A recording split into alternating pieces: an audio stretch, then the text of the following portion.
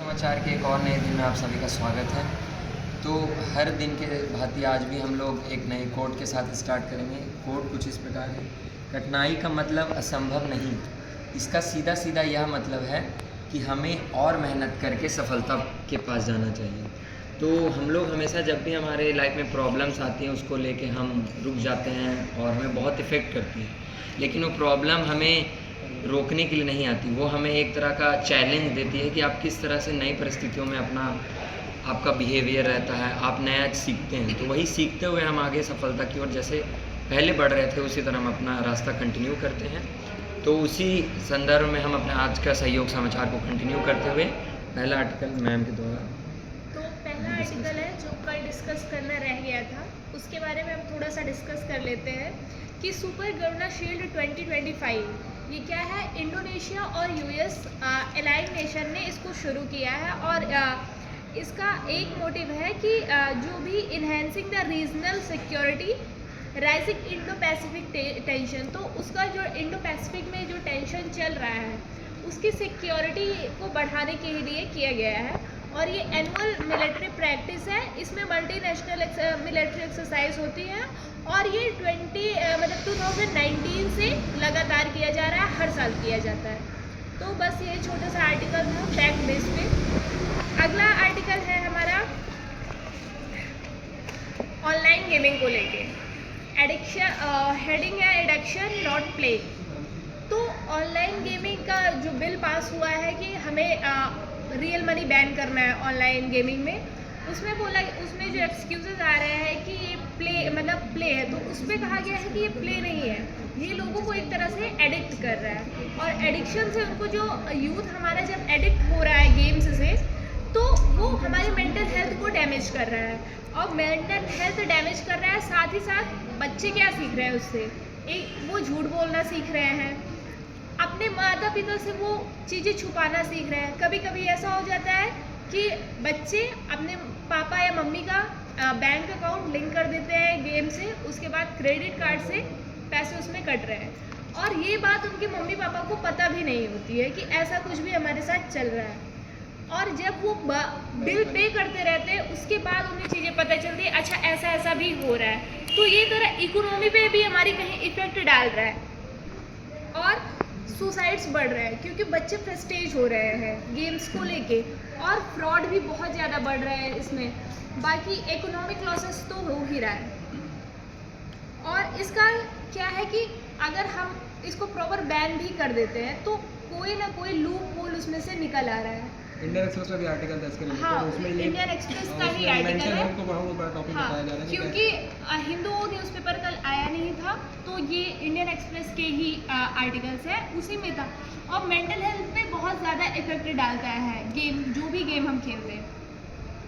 और अगर हम प्रॉपरली बैन कर भी दे रहे हैं इसको, तो बच्चे कहीं ना कहीं एक लूप होल इसमें क्रिएट कर लेते हैं और कई सारे वेज भी क्रिएट कर लेते हैं कि अच्छा ठीक है वो ऐसा मतलब लूप होल, ठीक, अगर वो एडिक्ट हो गए चीज़ों से तो फिर अगर उन्हें गेम खेलने को, तो वो स्मोकिंग या ड्रिंकिंग की तरफ भी जा सकते हैं और ऐसी सारी चीज़ें हो सकती हैं।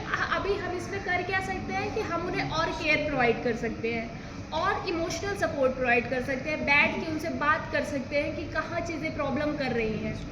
और यही सारा आर्टिकल था। बेसिकली जो भी इस आर्टिकल का मोटिव था वो ये था कि बैन करने की एक वजह है मेंटल हेल्थ, क्योंकि मेंटल हेल्थ बहुत ज़्यादा इफेक्ट हो रही है।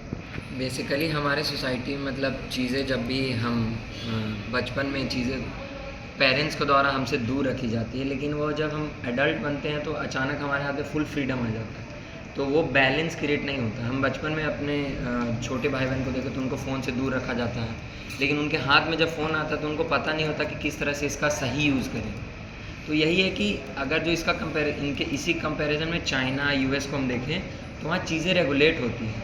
आपको बचपन से ही टैब दिया जाता है, फ़ोन दिया जाता है, टेक्नोलॉजी से आपको अवेयर किया जाता है कि आप जब टेक्नोलॉजी से अवेयर हों तो उससे क्या होता है कि जब आप एडल्ट हो तो आपको वो रिस्पॉन्सिबिलिटी पता रहती है कि इसका क्या नुकसान है, इसका क्या फ़ायदा है, किस तरह से चीज़ों को हम मैनेज करें। तो यही दिक्कत है कि इंडियन सोसाइटी में हम चीज़ों को बहुत दूर रखते हैं, लेकिन इनडायरेक्टली वो जैसे वीपीएन की बात कहा, तो वीपीएन से चीज़ें हम एक्सेस कर लेते हैं, लेकिन वो छुपके से करते हैं, पेरेंट्स को नहीं पता रहता, गवर्नमेंट को पता नहीं रहता। तो यही है कि हमारी गवर्नमेंट रेगुलेट ना करके बैन करना, ये हमेशा से आइडिया अच्छा नहीं रहा सोसाइटी को लेकर। ये चीज़ें सही नहीं हुई, आगे कॉन्सिक्वेंस अब निकल गया है। चाइना में ये चीज़ें नहीं हैं, न यूएस में, वहाँ चीज़ों को रेगुलेट किया जाता है। स्कूल में सिखाया जाता है कि फ़ोन किस तरह यूज़ करना है, कितने टाइम में यूज़ करना है, गेम कौन कौन सा आपको खेलना नहीं खेलना। तो हमारे स्कूल करिकुलम में अगर जो हम इसको ऐड करें, जैसे स्कूल में फ़ोन पकड़ा जाए बच्चे के, किसी एडल्ट में 10th क्लास या 12th क्लास, तो बहुत बड़ा गुनाह है, उसका क्राइम हो जाता है। मेरे साथ भी मैं सस्पेंड हो चुका था। तो यही चीज़ें हैं कि आप ये फ़ोन उसके पास होना कोई बड़ी क्राइम नहीं है, लेकिन ये है कि फ़ोन का क्या यूज़ कर रहा है वो बड़ी बात है। वेलबींग। हाँ, उससे क्या उसका घाटा हो रहा है उससे आप सुधारें। ये नहीं कि फ़ोन आप जब्त कर लें या फ़ोन फोड़ दें या पेरेंट्स बुला के उसको पेरेंट्स के सामने बेइज्जत करें। तो ये सब चीज़ें माइंड पे उसके हिट करती हैं। उसके बाद उसके चीज़ होता है कि हम वही करेंगे जो नहीं कह रहे हैं सोसाइटी, क्योंकि वो एज वही होती है हमारी, एज ऑफ एडोलेसेंस। उस टाइम में हम सोसाइटी के बगावत में रहते हैं कि भाई हम उल्टा ही करेंगे, हमको ये सिखाया जा रहा है, हम ये करेंगे। तो ये रेगुलेशन बहुत ज़रूरी है बैन कंपैरिजन में। मेंटल हेल्थ की जैसा कि मैम ने बात कहा, वो बहुत बड़ी, क्योंकि हमारे बॉडी को उसके प्रति वो अभी हमारा बॉडी नहीं हुआ है कि टेक्नोलॉजी को किस तरह अडेप्ट करेगा। हम लोग ने अचानक से टेक्नोलॉजी को बहुत तेज़ी से अपने लाइफस्टाइल में इंक्लूड किया है। तो ये बहुत बड़ा रीज़न है, और उस तरह बॉडी हमारा रिएक्ट नहीं कर पा रही है, रिएक्ट करिए नेगेटिव वे में, तो चीज़ें वहाँ ख़राब हो जा रही है। और अब सर इससे रिलेटेड एक और आर्टिकल आया था, ये फ़ोन को जो आप बता रहे हैं लैपटॉप और फ़ोन को लेके, टेक नेक सिंड्रोम एक बीमारी बहुत तेज़ी से न्यूयॉर्क के डॉक्टर ने बोला कि ये फैल रही है, जो हम लोग फ़ोन या लैपटॉप पे बहुत ज़्यादा टाइम तक अपना सेम पोजीशन पे बैठे बैठे बिता देते हैं। तो इसको लेके टेक नेक सिंड्रोम इंडियन एक्सप्रेस में ये आर्टिकल आया था और काफ़ी इंपॉर्टेंट है। इसमें बोला गया है कि हमें 20-20 फॉलो करना चाहिए, मतलब 20 मिनट्स अगर आप लगातार फ़ोन या लैपटॉप देख रहे हैं तो 20 सेकेंड्स आपको कहीं और देखना चाहिए, क्योंकि इससे आपका ये बैक पोजीशन पूरा और नेक दोनों को बहुत इफेक्ट करता है। तो ये फ़ोन को लेके ये आर्टिकल बेसिकली टेक्निक ये एक नया सिंड्रोम है। मतलब जब ये रिसर्च पता चला तो उसके बाद पता चला कि जब हम लोग फ़ोन चलाते तो पहले डाटा क्या थी कि हमारा आई साइड दिक्कत होगा, फिर और भी अलग अलग मेंटल हेल्थ को लेकर दिक्कतें होंगी। लेकिन अब एक नया स्टडी आया, उसमें बता रहा है कि आपको नेक को बहुत ज़्यादा दिक्कत होगी। उसको टेक नेक कहा गया, मतलब वह ऐसा प्रॉब्लम आपके नेक में जो टेक्नोलॉजी कारण हो। जैसे आप फ़ोन चला रहे हैं, टैब चला रहे हैं, कंप्यूटर बहुत देर बैठे हुए हैं, तो आपका जब इस फेज़ में आप चीज़ें देखते हैं तो यहाँ से हमारा बेंड हो जाता है। काफ़ी समय तक बेंड होने के कारण चीज़ें बहुत, क्योंकि वो हमारा उसको नेक को वो आदत नहीं उस पोस्चर में रहने का, तो चीज़ें जब इस फेज़ में रहते हैं तो यहाँ सर्वाइकल, हमारा इसको सर्वाइकल बोन कहते हैं, तो सर्वाइकल बोन में पेन स्टार्ट हो जाता है। फिर वहीं एक बीमारी का नाम आता है सर्वाइकल स्पॉन्डिलोसिस, जो कि ऑलरेडी हमको है, बचपन से है, वो टेक्नोलॉजी कारण नहीं हुआ, लेकिन और भी चीज़ें कारण होता है। उसमें सबसे बड़ी जो दिक्कत ये आती है कि आप कोई भी काम जब करें, वेट उठाएंगे तो आपको बहुत पेन होगा। यहाँ C7 C6 यहाँ से यहाँ तक पूरा होता है, तो उसमें आपको बहुत दिक्कत होगा। फिर ये एक नया सिंड्रोम है, इसका और भी जो कॉन्सिक्वेंस हो अभी तक हमको पता भी नहीं है। क्या पता इससे हो कि नर्व सिस्टम पे हमारा करे, बहुत सारे नए इससे ये पता चल रहा है कि हमारे लाइफ में जितना पॉजिटिव चेंजेस नहीं दे रहा है फ़ोन, उससे ज़्यादा नेगेटिव चेंजेस निकल के आ रही है मेंटल हेल्थ को। हम अभी डोपामिन डिटॉक्स की बात कर रहे हैं कि हमारे फ़ोन में जितना ब्लू लाइट को लेके बात कर रहे हैं कि फ़ोन स्लिप साइकिल बर्बाद कर रहे हैं। तो चीज़ें हमें ध्यान देनी कि किस तरह से फ़ोन हमें कंट्रोल ना करके हम फ़ोन को कंट्रोल करें। और जो लोग डेली यूजेस कर रहे हैं उनके लिए ब्लू कट ग्लासेस जो सबको, इसकी लिमिटेशंस क्या है? ब्लू कट ग्लासेस, एक ब्लू कट आपको आगे जो क्लैरिफाई कर दे, तो ब्लू कट ग्लासेस हम महाकुंभ, नेत्र महाकुंभ यहाँ लगा था प्रयागराज में, तो वहाँ के डॉक्टर से मैंने बात किया कि सर क्या ब्लू कट लेंस ग्लासेस लगाने से कोई फ़र्क पड़ता है जब आप फ़ोन चलाते हैं? उनका सीधा कहना है, देखो हम डॉक्टर हैं, अगर जो बिज़नेस करना चाहें तो तुमको बता दें कि चीज़ें फ़ायदा करेगी, लेकिन उनका कहना है कि एक लिमिट के बाद यूज़ करने के बाद आपको दुनिया की कोई लेंस, कोई गॉगल नहीं बचा सकता। 100% रिलायबल नहीं। 3 से 4 घंटे के बाद आप यूज़ करेंगे तो वो एक्सेसिव यूज़ में ही आएगा, आपको आई साइट को उससे दिक्कतें होगी, क्योंकि हमारा आँख फ़ोन चलाने के लिए नहीं बना था। हमने इवोल्यूशन में इतने साल तक हमने नेचर को देखने के लिए बना, चीज़ों को शिकार करने के लिए और भी अलग अलग एक्टिविटीज़। लेकिन यहाँ क्या है, हमारा फ़ोन स्टेबल रहता है, हमारा आँख लगातार एक ही चीज़ को देखने के लिए नहीं बना था। अब आप हम देख रहे हैं लगातार 10-10 घंटे, 12-12 घंटे, तो वो किसी प्रकार की लेंस की टेक्नोलॉजी हमें नहीं उससे क्योर कर पाएगी। तो सीधी बात है, फ़ोन का कम यूज़ करें, अगर जब फ़ोन का ज़्यादा यूज़ कर रहे हैं तो आप में दिक्कत आएगी ही। आप लेंस की ओर जा रहे हैं तो ठीक है, आप अपना पैसा इन्वेस्ट कर सकते हैं, वो आपकी चॉइस है। सबसे बड़ा अगला आर्टिकल है काउंटरिंग द टैरिफ। बहुत ज़्यादा जो न्यूज़ में चल रहा है कि यूएस ने टैरिफ लगाई है, 25% लगाई, फिर 25 और बढ़ाई, अभी 50% टैरिफ 27 तारीख से हम पे लग गई है। इससे एक्सपोर्ट इंडिया का इफेक्ट हो रहा है। इंडिया अभी जब जनवरी में यूएस प्रेसिडेंट बने थे डोनाल्ड ट्रंप, तब इंडिया और यूएस के बीच में जो बातें हुई थी उसमें एक था मिशन 500, मतलब हम $500 बिलियन का ट्रेड करेंगे बाय 2030। हाँ, 2030 तक हम $500 बिलियन का ट्रेड करने लगे। और एक तो उसका स्टेप में इंडिया ने क्या किया था, इंडिया ने इक्वलाइजेशन लेवी, अच्छा ये क्या है, ये है एक तरह का टैक्स है जो ई कॉमर्स और ऑनलाइन एडवर्टाइजमेंट पे लगता है। 2% लगता है ई कॉमर्स पे, 6% ऑनलाइन एडवर्टाइजमेंट पे। तो जब ऑनलाइन बिजनेस के ऊपर टैक्स लगता था उसको इंडिया ने बहुत कम कर दिया था। और उसके बाद जो भी हमारी ट्रेड डील साइन होनी थी यूएस से, उसमें यूएस डिमांड कर रहा था कि मतलब हमारी जो जेनेटिक मॉडिफाइड क्रॉप्स है और हमारा जो डेयरी मार्केट है उसका एक्सेस चाहिए था, लेकिन इंडिया ने इस पर कोई ट्रेड डील साइन नहीं की। तो ये सारी चीज़ें डाइवर्ट होके उसने ले आई ऑयल पे कि आप रशिया से ऑयल खरीद रहे हैं इसलिए हम टैरिफ लगाए। बट मेन रीज़न यही था कि ट्रेड डील साइन नहीं हो रही थी। और अभी रिसेंट में पीएम मोदी ने जो बातें बोली है कि हम क्या स्टेप्स ले सकते हैं, तो उसमें एक था आत्मनिर्भर भारत। आत्मनिर्भर मतलब अब हमारे फेस्टिवल्स आ रहे हैं तो जाहिर सी बात है हमारी मार्केट बढ़ेगी, हम चीज़ों को ज़्यादा खरीदेंगे, गुड्स का ज़्यादा परचेजिंग होगा। तो उन्होंने बोला है कि आप स्वदेशी गुड्स पे ज़्यादा डिपेंड कीजिए जो इंडिया में ही बने हों, ताकि इतना हमें यूएसए से चीज़ें न लेनी पड़े, ताकि उनका मार्केट डाउन जाए। अब जब हम इंपोर्ट कम करेंगे वहाँ से तो उनका भी तो मार्केट डाउन जाएगा और हमारी तब इकोनॉमी पे इतना इफेक्ट नहीं पड़ेगा। मैम जो चीज़ें जब हम वोकल फॉर लोकल की बात करते हैं तो मेन बात है कि यूएस से जो भी हमारा आयात होता है यूएस से, वो ऐसे सामान बहुत कम उसमें होते हैं जो कि मध्यम वर्गीय या निम्न वर्गीय परिवार यूज करें। वो या तो ऑयल एंड गैस के रूप में हो सकता है या फिर बड़ी मशीनरी के रूप में हो सकता है या टेक्नोलॉजी के रूप में हो सकता है। जब हम आत्मनिर्भर भारत की बात करते हैं तो उसमें जब खास करके आत्मनिर्भर भारत में जब हम मध्यम वर्गीय और निम्न वर्गीय भारतीय लोगों की बात करते हैं तो चीन उस मार्केट को अभी तक कब्जा किए हुए हैं, जिसमें हम दिवाली से जुड़े सामान को देखते हैं। हाँ, लेकिन इससे ये हो सकता है कि भारत में जो है प्रोडक्शन बढ़ेगी और जो लोग बेरोजगार हो रहे हैं उनको यहाँ फिर से, लेकिन यहाँ प्रॉब्लम आ रही है जो भारत की कंपनी जैसे लेदर जो है, जो लेदर सोर्स का सबसे बड़ा हब है, हाँ, कंज्यूमर है आगे।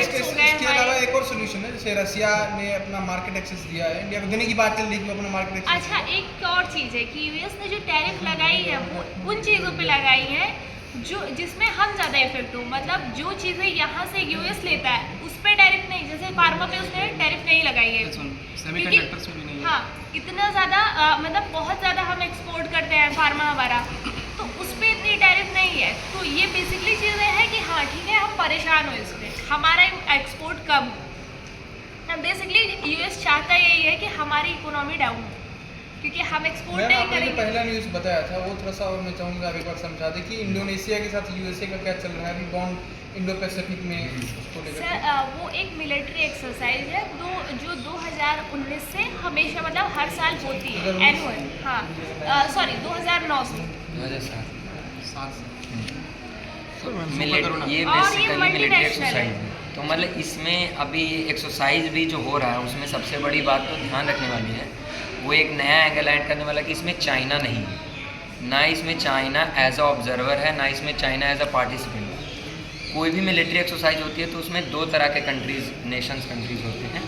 पहली ये कि जो पार्टिसिपेंट करके वहाँ साथ में मतलब वॉर को किस तरह लड़ी जाती है वॉर, उसमें पार्टिसिपेंट करके आपस में नेशन सीखते हैं, किसी के पास कोई टेक्निक है वो।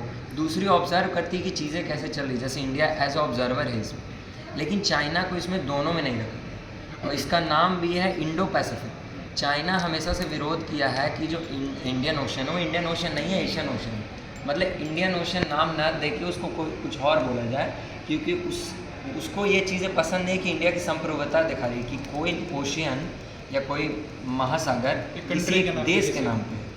तो इस तरह एक तरह का ये डोमिनेंस और हमारा कह सकते हैं सॉफ्ट पावर भी शो करती पूरे वर्ल्ड में। जहाँ भी कोई पढ़ता होगा उससे ही क्यूरोसिटी जगती होगी कि इंडियन ओशन, इंडियन कंट्री भी है, क्या हिस्ट्री है। तो चाइना इसका हमेशा विरोध में रहा है, डायरेक्टली नहीं लेकिन इनडायरेक्टली हमेशा उसने यही कहा है कि ये वर्ड यूज़ ना करके कोई और अल्टरनेटिव वर्ड हम यूज़ करें। तो इसको लेके अमेरिका यहाँ पे इसलिए भी ये चीज़ें कर रहा है क्योंकि वो दिखाना चाहता है कि तुम मतलब तुम्हारी जो अभी साउथ एशिया में जो तुम्हारी हेजेमनी थी वो तुम्हारी नहीं है पहले की तरह, यूएस भी है यहाँ पे। तो इंडोनेशिया के साथ मिल के इंडिया को ऑब्जर्वर बना के ये दिखाना चाह रहा है कि यहाँ अल्टरनेटिव है एशिया में, इंडिया है, इंडोनेशिया है। ये बहुत इंपॉर्टेंट है, ये सिर्फ मिलिट्री एक्सरसाइज नहीं है, जियो पॉलिटिक्स के हिसाब से, IR के पेपर के हिसाब से बहुत है। पावर सोने एक तरीका है। मैं लास्ट आर्टिकल जो टैरिफ के ऊपर था उसके ऊपर थोड़ा डिटेल डिस्कशन करना चाहता हूँ। तो अभी मैम ने बताया कि हम लोग काउंटर कैसे करें टैरिफ को। सबसे बड़ा मुद्दा तो हमारे सामने ये है, पहले बता देते हैं, अगस्त 7 को 25% टैरिफ लगाया गया था। उसके बाद फिर 27 अगस्त को फिर से 25% लगाया गया और टोटल टैरिफ जो है वो 50% पहुँच चुका है।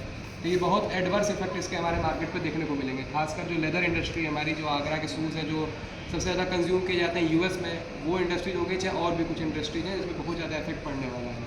पहले बात कर लेते हैं इसमें क्या क्या एक्सक्लूड किया गया है। तो उसके नाम है फार्मास्यूटिकल्स, जो भी सामान है उसके ऊपर कोई टैरिफ नहीं है, सेमीकंडक्टर्स के ऊपर कोई टैरिफ नहीं है, मोबाइल फ़ोन्स के ऊपर कोई टैरिफ नहीं है, नंबर्स और कुछ केमिकल्स होते हैं इनके ऊपर कोई टैरिफ नहीं लगाया गया है। टेक्नोलॉजी के ऊपर भी टैरिफ नहीं। कोई भी टेक्नोलॉजी रिलेटेड टैरिफ नहीं लगाया गया है।